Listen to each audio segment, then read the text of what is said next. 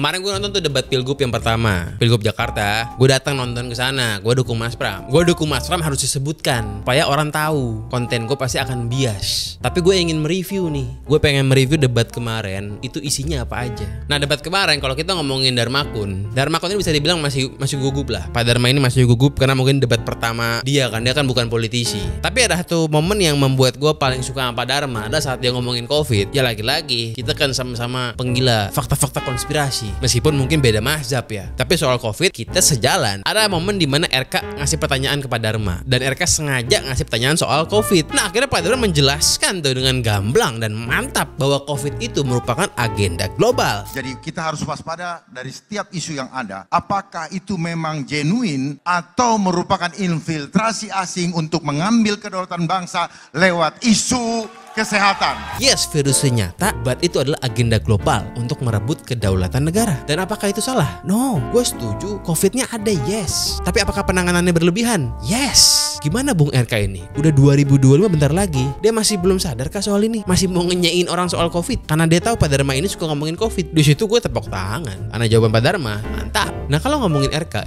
ini menggunakan strategi di mana dia ingin meniru Prabowo sedih-sedihannya. Dia itu sering nyebut kata ibu saya. Kata ibu saya. Ada juga momen dia minta maaf. Ibu saya mengatakan kalau dianggap salah saya mau minta maaf. Kalau dirasa masih belum cukup, saya tidak akan excuse. Jadi dia pengen jadi pihak yang ya mungkin kalau bisa dipotong-potong di TikTok jadi pihak yang tersakiti lah. Bukan saya menyampaikan sesuatu yang mengarang. Ibu saya mengatakan kalau dianggap salah saya mau minta maaf. Kalau dirasa masih belum cukup. Jadi orang yang kalem, yang baik gitu loh. Masalahnya nih ya, kalau Prabowo itu sama Anies kemarin itu yang 11/100. Yes, itu menjadi momen yang bisa dibilang kalau dipotong-potong di TikTok itu mengharukan. Karena Prabowo dan Anies ada sisi historisnya. Mereka saling kenal, sejak Pilgub pun saling bantu-membantu di Pilgub DKI kemarin. Terus tiba-tiba Anies bilang 11/100, di mana Prabowo ini orang yang senior. Itu ada momen-momen yang memang kalau mau dipotong-potong bisa dawai gitu loh. Bisa dipasangin lagu Kulihat Ibu Pertiwi. Tapi kalau RK ini kan personanya orang guyon cringe, ngomongin jomblo. Nah, orang kayak begini kalau mau dawai-dawai nggak bisa, karena persona lu bukan persona dawai. Kalau Pak Prabowo tuh senior, mau dimainin gaya begitu bisa. Nah, mendingan kalau emang RK mau dibikin sedih-sedihan begitu, majuin aja Pak Suswono, senior jelas. Pancing tuh Bang Dul buat nyerang Pak Sus. Tapi kalau RK ada potongan di TikTok diserang Pramononya pun nggak nyerang, potongannya kurang mantep gitu loh. Jadi strategi mau dawai begini nih, jadi makin cringe. Karena gak pas. Tapi apakah sah strategi kayak begitu sedih-sedihan? Sah, gak apa-apa. Ini kan debat pilkada ini bukan soal teknisnya, bukan soal omongannya bener apa enggak. Ini ada sisi emosionalnya juga. Karena gak semua pemilih itu rasional. Meskipun ini Jakarta ya. Jakarta kan digadang-gadang sebagai tempat yang rasional. Tapi banyak juga orang gak rasionalnya. Dan akan kemakan juga dengan strategi dawai-dawai Kulihat Ibu Pertiwi kayak begitu sedih-sedihan. Tapi perlu diperbaiki lah. Ngomongin soal Gen Z, gue tuh paling benci dengan topik Gen Z. Karena seakan-akan ini para calon ingin Gen Z gitu loh. Kalau dulu zaman gue dulu tuh ya, zaman kita dulu zamannya Pilpres Jokowi Prabowo, itu yang adalah milenial. Gua nih milenial.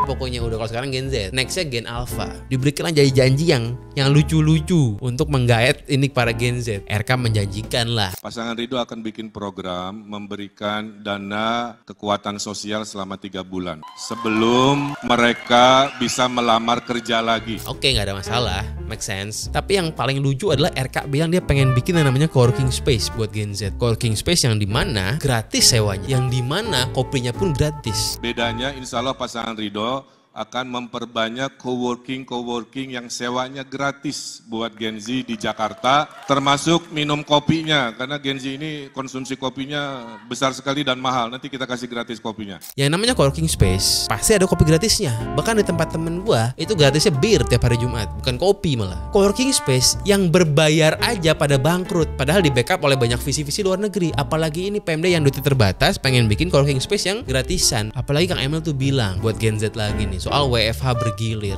Kemudian kita pergilirkan yang namanya work from home. Senin industri media, Selasa industri hukum, sehingga mengurangi pergerakan digabung memfasilitasi pergerakan, insya Allah mengurangi kemacetan. Gak akan ada satu orang pun di timnya RK yang bisa menjelaskan bagaimana teknisnya. Gak akan ada yang bisa. Kang Emilnya pun gak akan bisa menjelaskan bagaimana teknisnya. Ini gue kasih tahu ya. Pemda bikin peraturan UMP aja, gaji regional tuh minimal 5 juta di Jakarta. Itu perusahaan pada gak nurut kok. Masih banyak orang yang digaji di bawah UMR. Padahal ngomongin gaji itu merupakan hak dasar yang dihitung berdasarkan pengeluaran orang itu sebulan berapa gitu. Banyak yang gak nurut. Apalagi cuma soal WFH yang gak penting begitu. Mana bisa itu swasta nurut? Gue punya kantor, mana gue nurut sama lu? Apalagi mau bikin kantor-kantor disebar, jangan di Tamrin. Pindah aja tuh ke PIK, Pluit, ke TB Simatupang. TB Simatupang macet begitu. Lagi TB Simatupang itu sudah lama menjadi CBD baru. Sudah digadang-gadang sejak dulu pengen jadi CBD baru gantiin Tamrin. Jadi bukan barang baru ini omongan. Apakah berhasil? Enggak. TB Simatupang macet begitu, tetap aja Tamrin rame. Lagi juga mindahin kantor swasta. Gimana caranya suruh pindah kantor? Kalau kantor Pemda ya oke lah. Sama kayak tadi WFH. Kalau WFH-nya Pemda masih bisa. Bosnya dia gubernur. Kalau WFH buat swasta mana bisa? Lu mau mindahin kantor Pemda pun pakai duit. Ngapain buang-buang duit gak penting kayak begitu? Sebanyak apa memangnya pegawai Pemda kalau mau dipindahkan? Sedikit daripada pegawai Pemda, banyak kan pegawai kementerian tuh di Jakarta. Jadi nggak tuh pindah ke IKN, tahu dah. Nah terus Kang Emil ngomongin dana RW 200 juta per tahun yang megang Pak Lurah.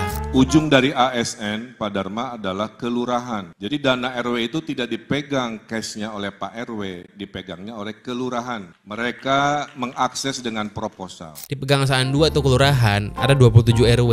Berarti dia bakal megang per tahun 5,4 M. Bisa nggak lurahnya dipertanggungjawabkan, nggak jadi oknum? Ini RW suruh pegang duit tambahan tuh 5 M. Amanah nggak? Gimana teknisnya nanti? Nah kalau ini buat bumer-bumer. Sama kayak Mas Pram juga, ada janjinya yang kayak begini juga. Nantinya insentif yang akan kami berikan kepada RT RW akan kami kalikan 2. RT menjadi 2 menjadi 4 juta, RW dari 2,5 menjadi 5 juta. Karena mereka sangat membutuhkan untuk itu. Yang tidak kalah pentingnya adalah agar laporan atau LBJ penggunaan keuangannya dibuat mudah dan simple. Di Bandung pun Kang Emil bikin, oknumnya ada, nggak cuma satu tuh dana RW. Karena yang namanya akamsi ngelihat duit ya gurih matanya. Pasti ada kemungkinan buat nyeleweng, ada pasti kemungkinannya. Kang Emil tuh bilang seakan-akan dipegangnya bukan sama Pak RW, dipegangnya sama ASN. Seakan-akan dia bilang kalau ASN yang megang itu aman. Pasti ada juga potensi nyelewengnya. Kecuali gubernurnya Ahok, ngeri-ngeri sedap itu orang. Tiap Jumat para lurah ketakutan, takut dicopot karena hampir setiap Jumat pada zamannya ada lurah yang dicopot. Itu orang ngerti barang. Terus ngomongin transportasi tuh ya. Mas Pram bilang Trans Jabodetabek. Transjakarta tidak cukup untuk mengatasi menyelesaikan persoalan macet di Jakarta. Aglomerasi telah ada. Maka yang harus dilakukan adalah Trans Jabodetabek. Seperti video gua review Mas Pram kemarin, gue setuju dengan idenya. Kita kalau pengen bikin Transum itu mesti sampai keluar-luar. Tapi gimana soal lobby-melobinya? Kalau Mas Pram ngelobi Menhub,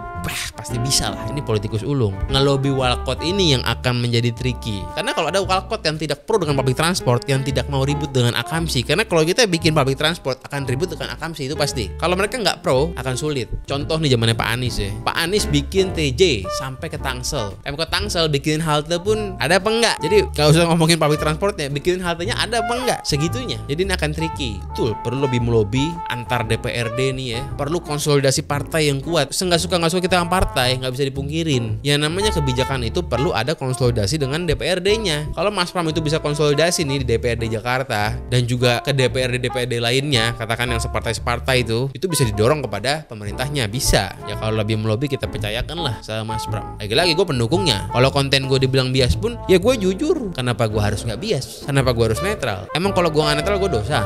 Kalau RK bilang dia pengen bikin transportasi sungai, Kita mungkin akan coba berinovasi membuat riverway atau perahu melintasi 13 sungai di Jakarta. Transportasi sungai itu pertama, sampahnya banyak, tidak mungkin bersih. Kenapa? Karena warga-warga akamsi di Jakarta itu buang sampah di kali. Udah deh, ini orang nggak bisa dibilangin. Kedua, kalaupun misalnya bisa bikin bersih, transportasi sungai itu pelan, nggak akan enak. Mending naik MRT.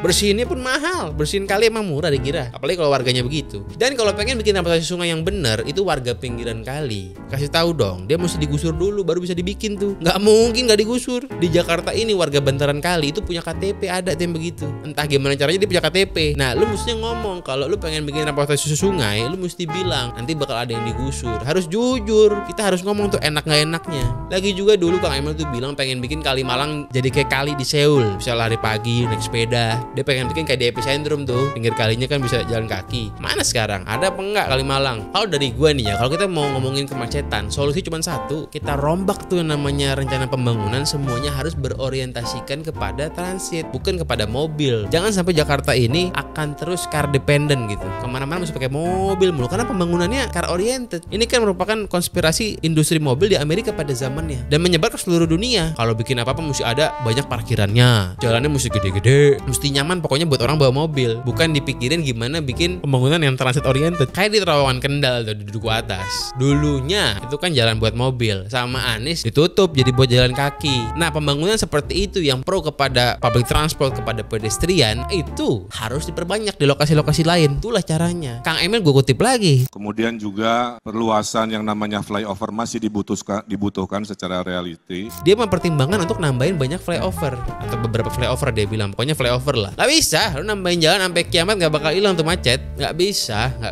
Di Amerika tuh jalan tolnya belasan ruas, macet juga sama aja. Mas Pram sayang gak sempat nyebut tuh ngomongin TOD. Padahal dia udah bikin divisi misinya mau banyakin TOD. TOD ini penting. Nah ini TOD, kalau mau ngomongin macet jawabannya TOD.